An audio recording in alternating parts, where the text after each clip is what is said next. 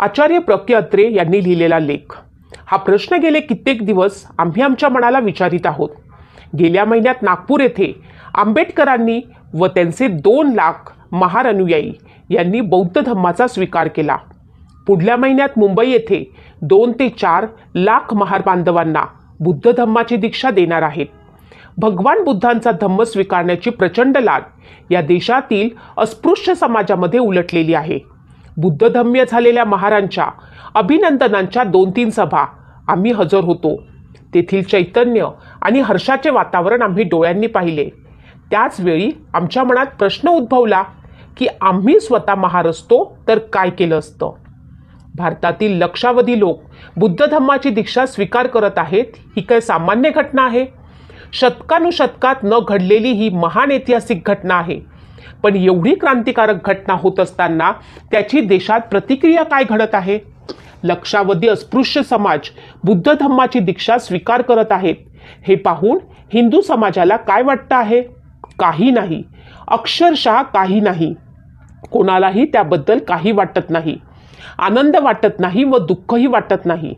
सावरकरांनी केसरीत ह्यावर टीका केली असेल तेवढीच. लक्षावधी लोक अस्पृश्य बौद्ध झाले याचा हिंदू समाजाला केवढा धक्का बसायला पाहिजे होता. काश्मीर ते कन्याकुमारीपर्यंत निषेधाच्या वा शोकाच्या म्हणा प्रचंड सभा भरायला हव्या होत्या. पण असे काहीच घडले नाही. याचा अर्थ हाच नव्हे काय की हिंदू धर्मातून कोणी कितीही संख्येनं बाहेर पडले तरी बाकीच्या हिंदू समाजाला त्याचे काहीच वाटत नाही. जणू काही तो असेच म्हणत असतो की जा, हवे तितके जा, आमच्या धर्मातून जा. आमच्या धर्माचे आणि समाजाचे तुमच्या जाण्यानं काडी इतकंही नुकसान होणार नाही. गेली 5000 वर्ष परधर्मात जगणाऱ्या सहस्रावधी हिंदूंच्या बद्दल बाकीच्या हिंदू समाजाची हीच बेफिक्री व बेपर्वाईची वृत्ती आहे. हिंदू धर्मात बाहेरून कोणी येण्याचा मुळी प्रश्नच उत्पन्न होत नाही. जो उठतो तो या धर्मातून बाहेर पडतो. या गोष्टीचा विचार करणं गरजेचं आहे. त्यावर उपाय शोधून काढणं आवश्यक आहे. असे हिंदू लोकांना समाजाला मुळीच वाटत नाही. आंबेडकरांनी व अनुयायांनी दीक्षा घेतली याचे आम्हाला आश्चर्य आणि वाईट वाटत नाही, उलट आनंद वाटतो. कोणी म्हणेल तुम्ही हिंदू धर्माचे शत्रू आहे. आंबेडकरांनी व त्यांच्या अनुयायांनी धर्मांतरण केले हा शब्दप्रयोग आम्हाला पसंत नाही. आम्ही धर्म स्वीकार केला असेच आम्ही म्हणू. अस्पृश्य समाज हा हिंदू आहे ही गोष्टच मुळी आम्हाला मान्य नाही. आम्ही त्यांना धर्मापासून नेहमीच दूर ठेवले आहे म्हणून त्यांनी बौद्ध धर्म स्वीकारला. याबद्दल हिंदूंना शोक करण्याचा काडी मात्र अधिकार नाही. बौद्ध धर्म हा हिंदू धर्माचाच एक भाग आहे अशी मखलाशी आमच्यातले काही दीडशहाणे करतात. तो त्यांचा मत्सर आणि घमेंडीखोरपणा आहे. कोणी म्हणतं बौद्ध होऊन त्यांची अस्पृश्यता जाणार नाही. कोणी म्हणतं बौद्ध होऊन त्यांची आर्थिक सुधारणा होणार नाही. असे म्हणणाऱ्यांना बौद्ध धर्म स्वीकारण्याची भावना मुळी कळलीच नाही. बौद्ध झाल्यानं हिंदू लोक आपल्याला अस्पृश्य समजणार नाही आणि आपली आर्थिक सुधारणा होणार नाही ही गोष्ट काय आंबेडकरांना समजत नव्हती का? आंबेडकरांना त्याची बिलकुल पर्वा नाही. उलट झगडून मिळवलेल्या आपल्या राजकीय हक्कावरती पाणी सोडायला देखील ते तयार झाले आहेत. कारण धर्माला आणि संस्कृतीला हजारो वर्ष सतावलेल्या कोट्यावधी अस्पृश्यांना न्यायावर आणि समतेवरती आधारलेल्या एका महान धर्माची, तत्वज्ञानाची आणि संस्कृतीची दीक्षा देण्याची आंबेडकरांना तळमळ लागली आहे. बुद्ध धर्माच्या दीक्षातील आचारांचे जर समाज काटेकोरपणे पालन करेल तर एक पिढीच्या आत समाजाची बौद्धिक आणि नैतिक उंची सर्वसामान्य हिंदू समाजापेक्षाही वाढल्याशिवाय राहणार नाही. बुद्ध धर्माचा स्वीकार हा अस्पृश्य समाजाचा महान प्रयत्न आहे. त्यांना नावे ठेवण्याचा हिंदूंना अधिकार नाही. आम्ही महार असतो तर हेच केले असते. लेखक आचार्य प्रके अत्रे, मराठा वृत्तपत्र, दिनांक 22/11/1956. आता आपण आचार्य प्रके अत्रे यांचा गाजलेला अख्रलेख आंबेडकर हा स्वाभिमानाचा एक जळता ज्वालामुखी होता. विश्वरत्न डॉक्टर बाबासाहेब आंबेडकर यांच्या महापरिनिर्वाणानंतर साहित्य, शिक्षण, नाटक, चित्रपट, समाजकारण, राजकारण, पत्रकारिता अशा विविध क्षेत्रांमध्ये विलक्षण दबदबा असलेले वक्ते आचार्य अत्रे यांनी त्यांच्या दैनिक मराठा या वर्तमानपत्रातून बाबासाहेबांवरती सतत 7 दिवस 7 अग्रलेख लिहिले होते. त्यापैकी 7 डिसेंबर 1956चा हा पहिला अग्रलेख. बाबा गेले, 7 कोटी अस्पृश्य आज पोरके झाले, भारताच्या अनाथांचा आणि अपंगांचा आज आधार गेला, शतकानुशतके समाजाने लाथाडलेल्या पतितांचा पालनहार गेला, दीन दुबळ्यांच्या दलितांचा कनवाळू कैवारी गेला, जुलमी आणि ढोंगी विषमतेविरुद्ध जन्मभर प्राणपणानं झगडणारा झुंजार लढविला गेला. सामाजिक न्यायासाठी, माणुसकीच्या हक्कासाठी ज्यांनी जन्मभर आकाश पाताळ एक केलं असा बहादूर बंडखोर आज आमच्यामधून निघून गेला. 5000 वर्ष सनातनी हिंदू समाजानं 7 कोटी अस्पृश्यांचा जो अमानुष छळ केला त्याला त्या समाजाकडनं मिळालेलं आंबेडकर हे एक बिनतोड आणि बंडखोर उत्तर होतं. आंबेडकर म्हणजे बंड, मूर्तिमंत बंड, त्यांच्या देहातील कणाकणातून बंड थैमान घालीत होते. आंबेडकर म्हणजे जुलमाविरुद्ध उभारलेली वज्राची मूठ होय. आंबेडकर म्हणजे ढोंगाच्या डोक्यावर आदळण्यास सदैव सिद्ध असलेली भीमाची गदा होय. आंबेडकर म्हणजे जातीभेदावर आणि विषमतेवरती सदैव सोडलेले सुदर्शन चक्र होय. आंबेडकर म्हणजे धर्म मार्तंडांच्या वर्णवर्चस्वाचा कोथळा फोडून त्याची आतडी बाहेर काढणारं वाघनख होय.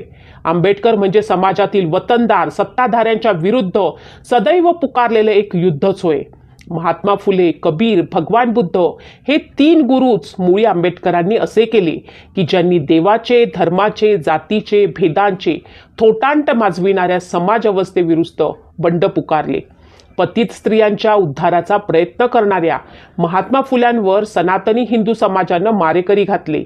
कबीराला हातपाय बांधून पाण्यात टाकण्यात आलं, हत्तीच्या पायी देण्यात आलं आणि मग तो मेल्यानंतर हिंदू मुसलमानांना त्याच्याबद्दल एवढे प्रेम वाटू लागले की त्याच्या प्रेताचा ताबा घेण्यासाठी ते एकमेकांचा खून कराव्यास सिद्ध झाले.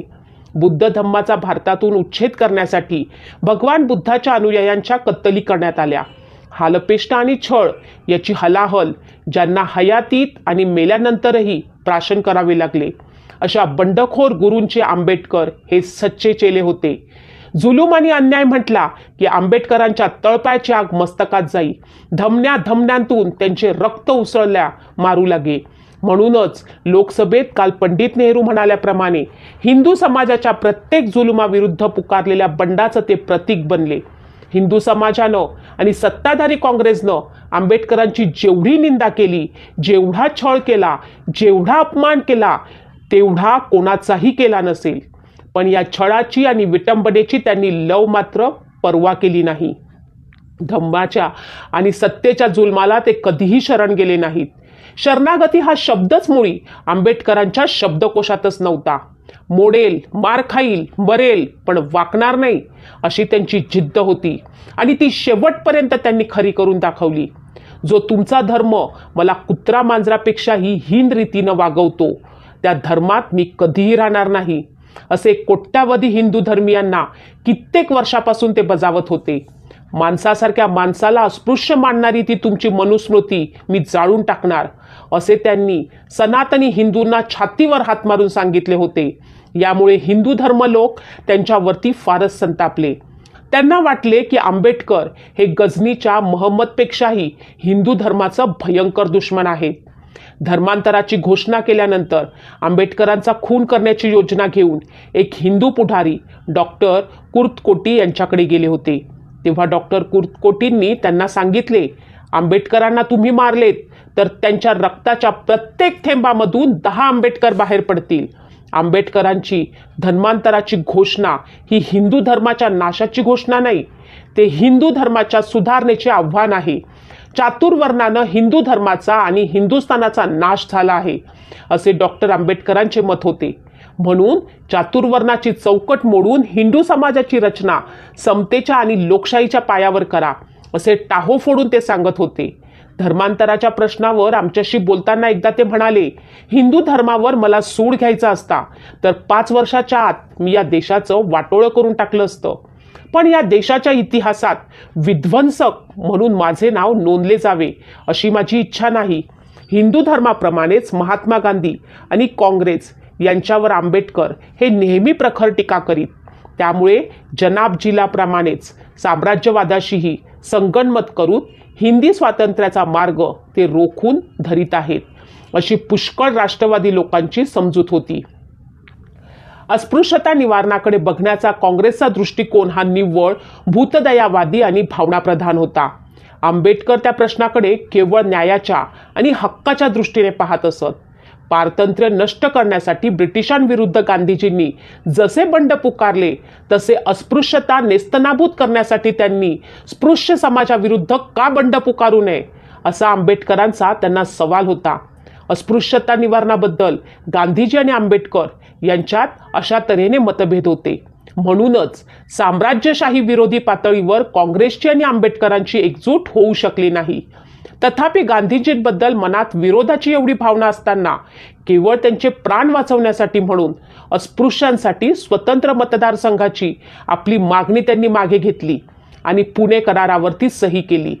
गोडशासारख्या एका ब्राह्मणानं गांधीजींचे प्राण घ्यावे आणि आंबेडकरासारख्या एका महारानं गांधीजींचे प्राण वाचवावे, याचा अर्थ हिंदू समाजाला अगदी उमजू नये याचे आम्हास दुःख होते. पुणे करारावर आंबेडकरांनी सही करून गांधीजींचे प्राण वाचवले, पण स्वतःचे आणि अस्पृश्य समाजाचे फार मोठे नुकसान करून घेतले. कारण ज्या उमद्या दिलानं आणि खेळाडू भावनेनं आंबेडकरांनी पुणे करारावरती सही केली, तो उमदेपणा आणि तो खेळाडूपणा काँग्रेसनं मात्र आंबेडकरांशी दाखवला नाही. आपल्याला कनिष्ठ असलेल्या महारेत्तर अस्पृश्यांना हाती धरून काँग्रेसनं आंबेडकरांचा आणि त्यांच्या अनुयायांचा सार्वत्रिक निवडणुकीत पराभव केला आणि देशाच्या राजनैतिक जीवनातून त्यांना उठवून लावले. आंबेडकर त्याबद्दल नेहमी विषादानं म्हणत, स्पृश्य हिंदूंच्या बहुमताच्या आधारावर माझे आणि माझ्या पक्षाचे राजकीय जीवन गांधीजी आणि काँग्रेस यांनी या देशातून नेस्तनाभूत करून टाकले. 9 कोटी मुसलमानांना खुश करण्यासाठी काँग्रेसनं या सुवर्ण भूमीचे 3 तुकडे करून टाकले, पण 6 कोटी अस्पृश्यांचे प्रेम मिळवण्यासाठी कागदी कायदे करण्यापलीकडे काँग्रेसने काहीही केले नाही. असे असता देशाला स्वातंत्र्य मिळताच घटना समितीत अखंड हिंदुस्थानाची आणि जातीय ऐक्याची प्रचंड गर्जना करून आंबेडकरांनी आपल्या विरोधकांना चकित करून टाकले. आंबेडकर म्हणाले, जगातील कोणतीही सत्ता या देशातील ऐक्याचा भंग करू शकणार नाही आणि अखंड हिंदुस्थानातच आपले कल्याण आहे, असे आज ना उद्या मुसलमानांना कळून आल्याशिवाय राहणार नाही. आंबेडकरांचे हे उद्गार हा त्यांच्या दैदिप्यमान देशभक्तीचा ज्वलंत पुरावा होय. काँग्रेसशी पूर्वीचे असलेले सर्व वैर विसरून आंबेडकरांनी सहकार्यासाठी नेहरूंच्या हातात हात दिला आणि स्वतंत्र भारताची राज्यघटना तयार करण्याची सर्व जबाबदारी त्यांनी स्वीकारली. मनुस्मृती जाळा म्हणून सांगणारे आंबेडकर भारतीय स्वातंत्र्याचे पहिले स्मृतिकार व्हावेत, हा काय योगायोग आहे. राज्यघटना मंजूर झाल्यानंतर त्यांनी हिंदू कोड बिल तयार करण्याचे महान कार्य हाती घेतले, पण काँग्रेसमधल्या सर्व प्रतिगामी आणि सनातनी शक्ती आंबेडकरांना विरोध करण्यासाठी एकदम उफाळून बाहेर आल्या आणि त्यामुळे आपल्या जागेचा राजीनामा देऊन मंत्रिमंडळातून बाहेर पडल्यापासून आंबेडकरांना गत्यंतर उरले नाही. आंबेडकरांचे हिंदू कोड बिल जर मान्य झाले असते तर हिंदू समाजातील सर्व भेद, अन्याय आणि विषमता नष्ट होऊन हिंदू समाज हा अत्यंत तेजस्वी आणि बलशाली झाला असता आणि भारताच्या 5000 वर्षाच्या इतिहासात जी क्रांती आजपर्यंत कुणी घडवून आणली नाही ती घडून आली असती. पण दुर्दैव भारताचं, दुर्भाग्य हिंदू समाजाचं, देवासारख्या आंबेडकरांनी पुढे केलेला हात त्यांनी झिडकारला आणि स्वतःचा घात करून घेतला. राज्यकर्त्यांनी बहिष्कारले, हिंदू समाजानं लाथाडलं, तेव्हा अखेर स्वतःचा आणि आपल्या 7 कोटी असहाय्य निहीन अनुयायांना उद्धार करण्यासाठी त्यांना अखिल मानव जातीला समतेचा, दयेचा, शांतीचा संदेश देणाऱ्या त्या परम कारुणिक भगवान बुद्धाला शरण जाण्या वाचून त्यांना गत्यंतर उरले नाही.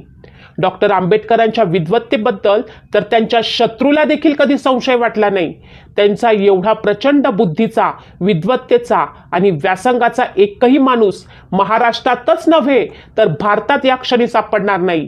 रानडे, भांडारकर, तेलंग, टिळक यांच्या ज्ञानोपासनेची महान परंपरा पुढे चालवणारा महर्षी आज आंबेडकरा वाचून भारतात दुसरा कोण नाही. वाचन, चिंतन, लेखन या वाचून आंबेडकरांना दुसरे जीवनच नव्हते. महार जातीत जन्माला आलेला हा माणूस विद्येच्या आणि ज्ञानाच्या बळावरती एखाद्या प्राचीन ऋषीपेक्षाही श्रेष्ठ पदाला जाऊन पोहोचला होता. धर्मशास्त्रापासून ते घटनाशाखेपर्यंत असा कोणताही एक कठीण विषय नव्हता की ज्यामध्ये त्यांची बुद्धी एखाद्या गरुडासारखी वाटेल त्या उंचीपर्यंत ते विहार करू शकत नव्हती. तथापि आंबेडकरांची धर्मावर अत्यंत निष्ठा होती. ही गोष्ट फार थोड्या लोकांना माहीत आहे. आंबेडकर कितीही तर्क, कंकर्ष आणि बुद्धिवादी असले तरी त्यांचा पिंड हा धर्मनिष्ठतेचा होता. भाविक आणि श्रद्धाळू पित्याच्या पोटी त्यांचा जन्म झाला होता. शुचिभूत धार्मिक वातावरणात त्यांचे सारे बालपण गेले होते. सर्व धर्माचा त्यांनी तौलनिक अभ्यास केला होता. आत्म्याच्या उन्नतीसाठी धर्माची आवश्यकता आहे असे त्यांचे ठाम मत होते. धर्मावरील त्यांच्या श्रद्धेमुळेच त्यांचे नैतिक चारित्र्य निरपराध राहिले. कोणतेच आणि कोणतेही त्यांना व्यसन नव्हते. त्यामुळेच त्यांच्या अंगात विलक्षण निर्भयता आणि आत्मविश्वास निर्माण झाला होता. आपण जे बोलतो किंवा लिहितो ते खोटं नाही असं म्हणण्याची प्रत्यक्ष परमेश्वराची प्रज्ञा नाही असा आवेश आणि आत्मबल त्यांच्या व्यक्तिमत्वात सदैव संचारत असे. आध्यात्मिक चिंतनानं शेवटी आंबेडकर भगवान बुद्धांच्या चरणापाशी येऊन पोचले होते. बुद्धाला शरण गेल्या वाचून केवळ अस्पृश्यच नव्हे तर साऱ्या भारताला तरणोपाय नाही असा आंबेडकरांचा ठाम निश्चय झाला होता. म्हणूनच 14 ऑक्टोबर नागपूर येथे 3 लाख अस्पृश्यांना त्यांनी बुद्ध धम्माची दीक्षा दिली. तेव्हा साऱ्या भारताला मी बौद्ध करेल अशी गगनभेदी सिंहगर्जना केली. पुढील आठवड्यात मुंबईमधल्या 10 लाख अस्पृश्यांना ते बुद्ध धम्माची दीक्षा देणार होते. पण अदृष्टांत काहीतरी निराळेच होते. अन्यायाशी आणि जुलमाशी संबंध जन्मभर झगडून त्यांचे शरीर जर्जर झाले होते, दुर्बल झाले होते. विश्रांतीसाठी त्यांच्या शरीराला कण कण आसुरला होता. भगवान करुणेचा जेव्हा त्यांना अखेर आराम मिळाला तेव्हा त्यांच्या अंतःकरणात जळणारा वनही शांत झाला. आपल्या कोट्यावधी अनुयायांना आता आपण उद्धाराचा मार्ग दाखवून ठेवला आहे.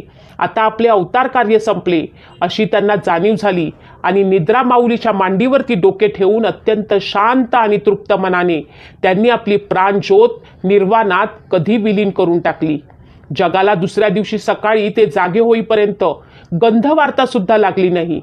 मी हिंदू धर्मात जन्माला आलो त्याला माझा नाईलाज होता, पण मी हिंदू धर्मात कदापि मरणार नाही.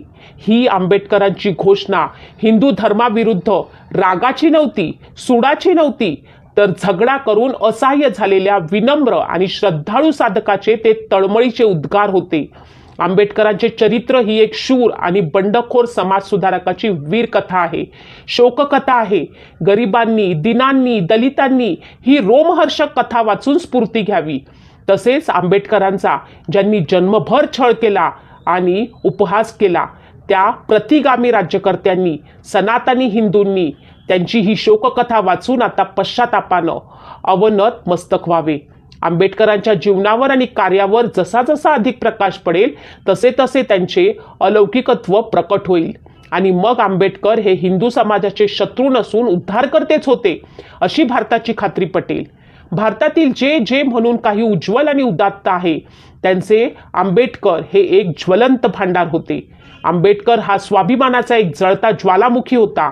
भारताच्या ऐक्यासाठी आणि महाराष्ट्राच्या अस्मितेसाठी ते महान प्रणेते होते. महाराष्ट्र आणि मुंबई यांचे नाते जे देवानं जोडले आहे हे कोणाच्या बापालाही तोडता येणार नाही असे ते म्हणत. बाबाचे कोणते गुण आता आठवायचे आणि कोणकोणत्या उद्गारांचे स्मरण करायचे. 7 कोटी अस्पृश्यांच्या डोक्यावरचे जणू आभाळच कोसळले आहे. भगवान बुद्धाखेरीज त्यांचं समाधान कोण करू शकणार आणि त्यांच्या डोळ्यातले अश्रू तरी कोण पुसणार. त्यांनी ध्यानात धरावे की भारताच्या इतिहासात आंबेडकर आणि त्यांचे कार्य अमर आहे. त्यांनी जो मार्ग आखला आणि तो प्रकाश दाखवला त्याच्याच अनुरोधात जाऊन त्यांच्या कोट्यावधी अनुयायांनी आपला उद्धार करून घ्यावा. आंबेडकरांच्या प्रत्येक अनुयायाचे हृदय हे त्यांचे जिवंत स्मारक आहे. म्हणूनच आंबेडकरांची विद्वत्ता, त्यांचा त्याग, चारित्र्य, त्यांची निर्भयता प्रत्येकानं आपापल्या जीवनात निर्माण करण्याचा जर आटोकाट प्रयत्न केला तर आंबेडकरांचं अपूर्ण राहिलेलं कार्य पूर्ण होईल आणि साऱ्या भारताचा उद्धार होईल. 3 कोटी मराठी जनतेच्या वतीनं व्याकुळ हृदयानं आणि अश्रुपूर्ण नेत्रांनी आम्ही आंबेडकरांच्या पार्थिव देहाला अखेरचे अभिवादन करतो. आचार्य प्रल्हाद केशवंत्रे याच्या दैनिक मराठामध्ये दिनांक 7/12/1956 रोजी प्रकाशित झालेला हा लेख. तुम्हाला ही माहिती आवडली असेल तर जास्तीत जास्त लोकांपर्यंत शेअर करा. तुम्हाला या लेखाचा आणखी पुढील भाग वाचायला आवडेल का? तुम्हाला हे 7ही लेख आवडतील का? हे देखील मला नक्की कमेंट बॉक्समध्ये सांगा. धन्यवाद.